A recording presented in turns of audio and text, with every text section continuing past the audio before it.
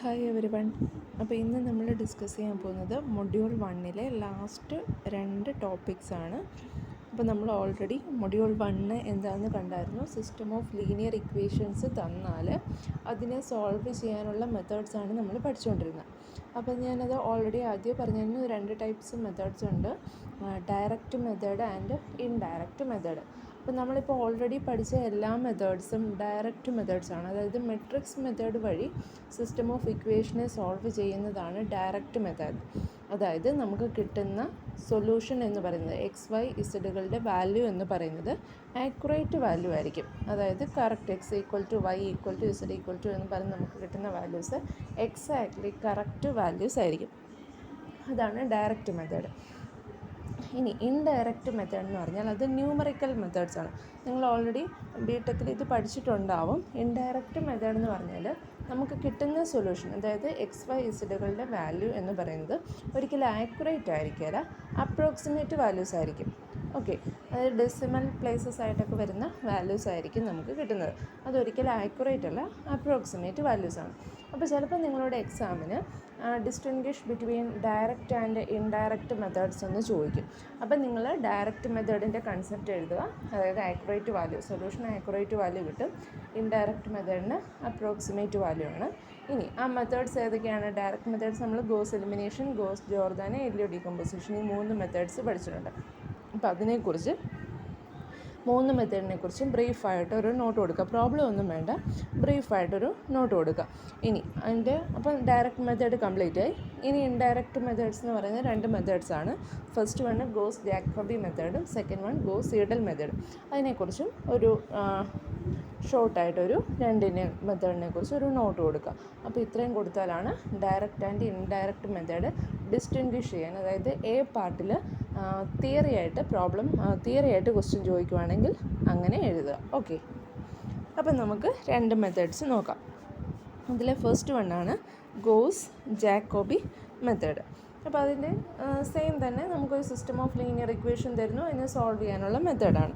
അപ്പോൾ അതിന് കുറച്ച് സ്റ്റെപ്സ് ഉണ്ട്. അപ്പോൾ നിങ്ങൾ എക്സ്പ്ലെയിൻ ചെയ്യാനാണെങ്കിൽ ഇതിന് 3 സ്റ്റെപ്സാണുള്ളത്. ഈ 3 സ്റ്റെപ്സ് എക്സ്പ്ലെയിൻ ചെയ്ത് എഴുതിയാൽ മതി. ഗോസ് സീഡൽ മെത്തേഡ് വരുമ്പോൾ ആദ്യത്തെ 2 സ്റ്റെപ്പ് സെയിം ആണ്, തേർഡ് സ്റ്റെപ്പിന് മാത്രം ഒരു ചെറിയ ഡിഫറൻസ്, അത് മാത്രമേ ഉള്ളൂ വരുന്നത്. എന്നിട്ട് നമുക്കതിൻ്റെ പ്രോബ്ലം ഡിസ്കസ് ചെയ്യാം. അപ്പോൾ ഗോസ് ജാക്കോബി മെത്തേഡിലെ ഫസ്റ്റ് സ്റ്റെപ്പ് എന്ന് പറയുന്നത് check whether the equations are diagonally dominant. അതായത് നമ്മൾക്ക് തന്നിരിക്കുന്ന സിസ്റ്റം ഓഫ് ഇക്വേഷൻ ഇതാണ്: a1x plus b1y plus c1z equal to d1, a2x plus b2y plus c2z equal to d2 and a3x plus b3y plus c3z equal to d3. അപ്പം നമുക്ക് തന്നിരിക്കുന്ന system of ഇക്വേഷനിൽ diagonally dominant ആണോ check ചെയ്യുന്നത്. First equation നോക്കി, a1 എന്ന് പറയുന്നത് എക്സിൻ്റെ കോഎഫിഷ്യൻ്റ്, മോഡുലസ് ഓഫ് a1 എന്ന് പറയുന്നത് greater than or equal to modulus of b1 plus c1 ആയിരിക്കണം. അപ്പോൾ ഫസ്റ്റ് ഇക്വേഷൻ നമ്മൾ സെലക്ട് ചെയ്യേണ്ടത് എങ്ങനെയാണെന്ന് ചോദിച്ചാൽ, നമുക്ക് തന്നിരിക്കുന്ന സെറ്റ് ഓഫ് ഇക്വേഷനകത്തെ എക്സിൻ്റെ കോഎഫിഷ്യൻ്റെ ഏറ്റവും വലുതായിട്ടുള്ള ഇക്വേഷൻ ഏതാണോ അതായിരിക്കണം നമ്മൾ ഫസ്റ്റ് ഇക്വേഷനായിട്ട് സെലക്ട് ചെയ്യേണ്ടത്. അപ്പോൾ നമുക്ക് ഓർഡർ തെറ്റിച്ചായിരിക്കും ക്വസ്റ്റ്യനിൽ ഡയറക്റ്റ് തരുന്നത്. അപ്പോൾ നമ്മളതിനെ ഈ ഡയഗണലി ഡോമിനൻറ്റ് ഫോമിലേക്ക് കൺവേർട്ട് ചെയ്തിട്ട് വേണം സോൾവ് ചെയ്യാനായിട്ട്. ഇനി സെക്കൻഡ് ഇക്വേഷൻ സോൾവ് ചെയ്യേണ്ട, ഫസ്റ്റ് ഇക്വേഷനിൽ എക്സിൻ്റെ കോഎഫിഷ്യൻ്റ് വലുതായിരിക്കണം, സെക്കൻഡ് ഇക്വേഷനിൽ വൈയുടെ കോഎഫിഷ്യൻ്റ്, അതാണ് modulus of b2 greater than or equal to modulus of a2 plus e2. Third ഇക്വേഷനിൽ ഇസഡിൻ്റെ കോഎഫിഷ്യൻ്റ് ആയിരിക്കണം വലുത്, modulus of c3 greater than or equal to modulus of a3 plus b3. അപ്പം ഈ രീതിയിൽ നമുക്ക് തന്നിരിക്കുന്ന സെറ്റ് ഓഫ് ഇക്വേഷൻസിനെ നമ്മൾ അറേഞ്ച് ചെയ്യാം. ഇപ്പോൾ നിങ്ങൾ തിയറി എഴുതുമ്പോൾ ഇങ്ങനെ എഴുതുക, നിങ്ങൾ പ്രോബ്ലം ചെയ്യുമ്പോൾ എങ്ങനെയാണ് ചെയ്യേണ്ടതെന്ന് ചോദിച്ചാൽ, നമ്മൾ ഫസ്റ്റ് ഇക്വേഷൻ സെലക്ട് ചെയ്യേണ്ടത് അവിടെ എക്സിൻ്റെ കോഎഫിഷ്യൻ്റ് ആയിരിക്കണം ഏറ്റവും വലുത്. തന്നിരിക്കുന്ന സിസ്റ്റം ഓഫ് ഇക്വേഷനിൽ എക്സിൻ്റെ കോഎഫിഷ്യൻ്റെ ഏറ്റവും വലുതായിട്ടുള്ള ഇക്വേഷൻ ഏതാണോ അത് ഫസ്റ്റ് ഇക്വേഷൻ, വൈയുടെ കോഎഫിഷ്യൻ്റെ ഏതിലാണോ വലുതായിട്ട് വരുന്നത് അത് സെക്കൻഡ് ഇക്വേഷൻ, ആൻഡ് ഇസഡിൻ്റെ കോഎഫിഷ്യൻ്റ് ഏതാണോ വലുത് അത് തേർഡ് ഇക്വേഷനായിട്ട് സെലക്ട് ചെയ്യുക. ഓക്കെ, അതാണ് ഫസ്റ്റ് സ്റ്റെപ്പ്. ഇനി സ്റ്റെപ്പ് 2 എന്ന് പറഞ്ഞാൽ നമ്മൾ ഡയഗണലി ഡോമിനൻറ്റ് ഫോമിൽ നമുക്ക് തന്നിരിക്കുന്ന സിസ്റ്റം ഓഫ് ഇക്വേഷനെ എഴുതി. അതിൽ നിന്ന് ഫസ്റ്റ് ഇക്വേഷനിൽ നിന്ന് എക്സ് ഈക്വൽ ടു എന്ന് എഴുതുക, സെക്കൻഡ് ഇക്വേഷനിൽ നിന്ന് വൈ ഈക്വൽ ടു എഴുതുക, തേർഡ് ഇക്വേഷനിൽ നിന്ന് ഇസഡ് ഈക്വൽ ടു ഫോമിലേക്ക് കൺവേർട്ട് ചെയ്യുക. നമുക്ക് ഡയറക്റ്റ് അറിയാവുന്ന കാര്യം, എക്സ് ഈക്വൽ ടു എന്ത് വരും? d1 minus a1x minus d1 minus b1y minus c1z whole divided by a1. Similarly y equal to z equal to എഴുതുക. അതാണ് സ്റ്റെപ്പ് 2 എന്ന് പറയുന്നത്. ഇനി സ്റ്റെപ്പ് 3 എന്ന് പറഞ്ഞാൽ ഞാൻ ഓൾറെഡി പറഞ്ഞു, ഇൻഡയറക്റ്റ് മെത്തേഡ് എന്ന് പറഞ്ഞാൽ ന്യൂമറിക്കൽ മെത്തേഡ്, അതായത് ഐട്രേറ്റീവ് മെത്തേഡ്സ് ആണ്. നമ്മളിങ്ങനെ കുറേ സ്റ്റെപ്സ് ഇങ്ങനെ ചെയ്ത് വരുമ്പോൾ ലാസ്റ്റ് എവിടെയാണോ വാല്യൂസ് കോയിൻസൈഡ് ചെയ്യുന്നത് അവിടെ കൊണ്ടാണ് നമ്മൾ സ്റ്റോപ്പ് ചെയ്യുന്നത്. അപ്പോൾ നമുക്കിത് സ്റ്റാർട്ട് ചെയ്യാൻ, ഈ ഐട്രേഷൻ സ്റ്റാർട്ട് ചെയ്യാൻ ഒരു ഇനിഷ്യൽ വാല്യൂ വേണം. ആ ഇനിഷ്യൽ വാല്യൂ ചൂസ് ചെയ്യുന്നതാണ് തേർഡ് സ്റ്റെപ്പ് എന്ന് പറയുന്നത്. Choose the initial values as x not equal to 0, y not equal to 0 and z not equal to 0 and continue the iteration method. അപ്പോൾ ഇതാണ് goes-Jacobi മെത്തേഡിൻ്റെ steps എന്ന് പറയുന്നത്. Okay, ആദ്യം diagonally dominant ഫോമിൽ എഴുതുക, എന്നിട്ട് തന്നിരിക്കുന്ന ഫോമിൽ നിന്ന് x equal to y equal to z equal to equation എഴുതുക.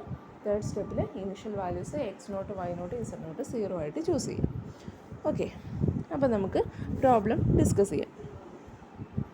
First one, solve the following system of equation by Gauss Jacobi method. അപ്പോൾ ഫസ്റ്റ് ഇക്വേഷൻ നോക്കി, x plus y plus 54 z equal to 110, 6x plus 15y plus 2 z equal to 72, 27x plus 6y minus z equal to 85.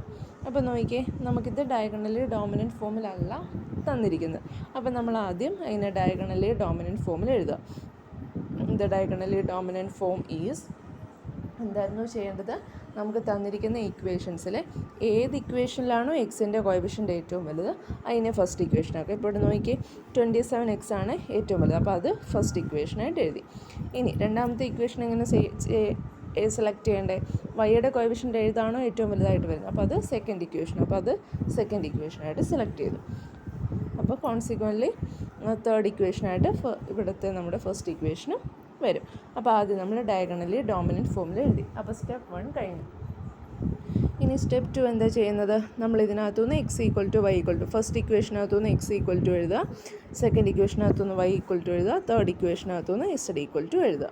Okay, ഇനി നമ്മുടെ third step, initial value choose x naught equal to 0, y naught equal to 0 and z naught equal to 0 choose ചെയ്തു. ഇനി നമ്മൾ first iteration start ചെയ്യണം. അപ്പോൾ iteration 1 നമ്മൾ കണ്ടുപിടിക്കുന്ന values x1, y1, z1. Okay, അപ്പോൾ നമ്മൾ ഐട്രേഷൻ 1 ചെയ്യുന്നു. x1 ഈക്വൽ ടു, എക്സിൻ്റെ ഇക്വേഷൻ എന്തായിരുന്നു, 85 മൈനസ് 6y പ്ലസ് z/27. അപ്പോൾ നമ്മൾ എന്ത് ചെയ്യണം, നമുക്കിപ്പോൾ നമ്മുടെ കയ്യിലുള്ള വാല്യൂസ് ഇതല്ലേ, അത് വെച്ചിട്ട് ഇക്വേഷൻ എഴുതുക. 85 minus 6y naught plus z0 divided by 27 equal to 85 minus 6 into y നോട്ടിൻ്റെ വാല്യൂ 0 ആണ്, പ്ലസ് ഇസഡ് നോട്ടിൻ്റെ വാല്യൂ 0 ഡിവൈഡഡ് ബൈ 27 ചെയ്യുമ്പോൾ നമുക്ക് 3.148 കിട്ടും. ഇനി അടുത്ത y1 കണ്ടിട്ട്, വൈയുടെ ഇക്വേഷൻ നമുക്കറിയാം 72 minus 66 minus 2z divided by 15 ആണ്. അപ്പോൾ അവിടെ x നോട്ടും z നോട്ടും സബ്സ്റ്റിറ്റ്യൂട്ട് ചെയ്യുമ്പോൾ നമുക്ക് 4.8 കിട്ടും. z1 എന്ന് പറയുന്നത് 110 minus x nought minus y nought divided by 54 ചെയ്യുമ്പോൾ നമുക്ക് 2.037 കിട്ടും. അപ്പോൾ ഐട്രേഷൻ 1 കംപ്ലീറ്റ് ആയി. ഇനി ഐട്രേഷൻ 2 ചെയ്യുക. ഐട്രേഷൻ 2ൽ നമ്മൾ കണ്ടുപിടിക്കുന്ന വാല്യൂസ് x2, y2, z2. ഈ ഐട്രേഷൻ 2ൽ നമ്മൾ ഐട്രേഷൻ 1ൽ കിട്ടിയ എക്സ് വൈ സെഡിൻ്റെ വാല്യൂസാണ് സബ്സ്റ്റിറ്റ്യൂട്ട് ചെയ്യേണ്ടത്. ഓക്കെ, അപ്പോൾ x2ൻ്റെ ഇക്വേഷൻ എന്ത് വരും, എക്സിൻ്റെ ഇക്വേഷൻ നമുക്കറിയാം 85 മൈനസ് 6y പ്ലസ് z/27 ആണ്. അപ്പോൾ x2 എന്താവും, 85 minus 6y1 plus z1 divided by 27, that is 85 minus 6 into y1ൻ്റെ വാല്യൂ 4.8 ആണ്, പ്ലസ് z1ൻ്റെ വാല്യൂസ് 2.037 ഡിവൈഡഡ് ബൈ 27 ചെയ്യുമ്പോൾ 2.157 കിട്ടും. സിമിലർലി y2 കണ്ടുപിടിക്കുക, z2 കണ്ടുപിടിക്കുക. അപ്പോൾ നമുക്കൊരു വാല്യൂ കിട്ടി. അപ്പോൾ നോക്കിയേ, നമ്മൾ ഈ ഐട്രേഷൻ നിങ്ങൾക്ക് സംശയം തോന്നുന്നത് എവിടെ വരെ ചെയ്യണം, കണ്ടോ, എവിടെ വരെ ചെയ്യണം. ഇപ്പോൾ നോക്കിയേ, x1ൻ്റെ വാല്യൂ ഇവിടെ 3.148ഉം ഇവിടെ 2.157ഉം ഈക്വലായിട്ട് വന്നില്ലല്ലോ. ഈ ഐട്രേഷനിൽ എക്സുകളുടെ വാല്യൂ ഈക്വൽ ആവുക, വൈകളുടെ വാല്യൂ ഈക്വൽ ആവുക, ഇസഡുകളുടെ വാല്യൂ ഈക്വൽ ആവുക, അത് എവിടെയാണോ ആവുന്നത് അവിടെ വരെ നമ്മൾ ഈ ഐട്രേഷൻ പ്രോസസ്സ് കണ്ടിന്യൂ ചെയ്യണം. ഓക്കെ, അപ്പോൾ നമ്മൾ x2, y2, z2 കണ്ടുപിടിച്ചു. ഇനി ഐട്രേഷൻ 3 ചെയ്യുമ്പോൾ x3, y3, z3 കണ്ടുപിടിക്കും. അവിടെ നമ്മൾ ഈ 3 വാല്യൂസ് സബ്സ്റ്റിറ്റ്യൂട്ട് ചെയ്യുക. അപ്പോൾ നമുക്ക് 3 വാല്യൂസ് കിട്ടും. അതിന് ജസ്റ്റ് ഞാൻ പറയേണ്ട ആവശ്യമില്ല, ജസ്റ്റ് വാല്യൂസ് സബ്സ്റ്റിറ്റ്യൂട്ട് ചെയ്ത് കണ്ടുപിടിച്ചാൽ മതി. അപ്പോൾ ഐട്രേഷൻ 3 നോക്കുമ്പം എക്സുകൾ ഈക്വലായോ ഇല്ല, വൈകൾ ഈക്വലായോ ഇല്ല, ഇസഡുകളും ഈക്വലായിട്ടില്ല. അപ്പോൾ നമ്മൾ അടുത്ത ഐട്രേഷൻ ചെയ്യുക. ഐട്രേഷൻ 4ൽ x4, y4, z4 കണ്ടുപിടിക്കും. അവിടെ ഈ 3 വാല്യൂസ് സബ്സ്റ്റിറ്റ്യൂട്ട് ചെയ്യുമ്പോൾ 2.401, 545, 1.923 കിട്ടും. അവിടെയും നമുക്ക് വാല്യൂസ് ഈക്വലായിട്ട് വരുന്നില്ല. അപ്പോൾ അടുത്ത ഐട്രേഷനിലേക്ക് പോവുക. അവിടെ ചെയ്യുമ്പോൾ xy, y5, z5 കണ്ടുപിടിക്കും. അവിടെയും നമുക്ക് ഈക്വലായിട്ട് വാല്യൂസ് ഒന്നും വരുന്നില്ല.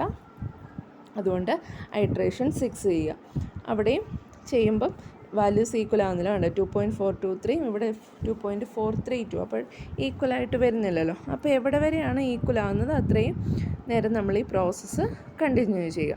ഇന്ന് നോക്കിയാൽ അങ്ങനെ ഐട്രേഷൻ 7 ആയി, ഐട്രേഷൻ 8 ആയി. ഐട്രേഷൻ 8ൽ x8ൻ്റെ വാല്യൂ 2.425, y8ൻ്റെ വാല്യൂ 3.573, z8ൻ്റെ വാല്യൂ 1.926. അപ്പോൾ അവിടെ നമ്മൾ നോക്കുമ്പം x7ൽ 2.426 ചെയ്തു, 2.42. അപ്പോൾ x ഈക്വൽ ആയിട്ടില്ല, വൈയും ഈക്വൽ ആയിട്ടില്ല, പക്ഷേ ഇസഡ് ഈക്വലായി. ഓക്കെ, അപ്പോൾ ഇസഡ് ഓൾറെഡി സെറ്റായി. ഇനിയും എക്സും വൈയും കൂടെ സെറ്റാക്കാനുണ്ട്. അപ്പോൾ നമ്മൾ അടുത്ത ഐട്രേഷൻ നോക്കുമ്പോൾ x9 y9 z9 ചെയ്യുമ്പം 2.425 രണ്ട് സെയിമായി, 3.573 രണ്ട് സെയിമായി, ഇസഡ് ഓൾറെഡി സെയിം ആയിരുന്നു 1.926. അപ്പോൾ കണ്ടോ, അടുത്തടുത്ത രണ്ട് ഐട്രേഷൻസിൽ എക്സ് വൈ ഇസഡുകളുടെ വാല്യൂ ഈക്വൽ ആയിട്ട് വന്നു. അപ്പോൾ അവിടെ കൊണ്ട് നമ്മൾ ഐട്രേഷൻ പ്രോസസ്സ് കംപ്ലീറ്റ് ചെയ്യുന്നു. അതായിരിക്കും നമ്മുടെ സൊല്യൂഷൻ. ഓക്കെ, അപ്പോൾ ഗോസ് ജാക്കോബി മെത്തേഡിൽ നമ്മൾ ആദ്യം initial values x0 y0 z0 0 ആയിട്ട് ചൂസ് ചെയ്യുന്നു. ഈ വാല്യൂസ് മൂന്നും കൂടെയാണ് നമ്മൾ ഐട്രേഷൻ 1ൽ സബ്സ്റ്റിറ്റ്യൂട്ട് ചെയ്യുന്നത്.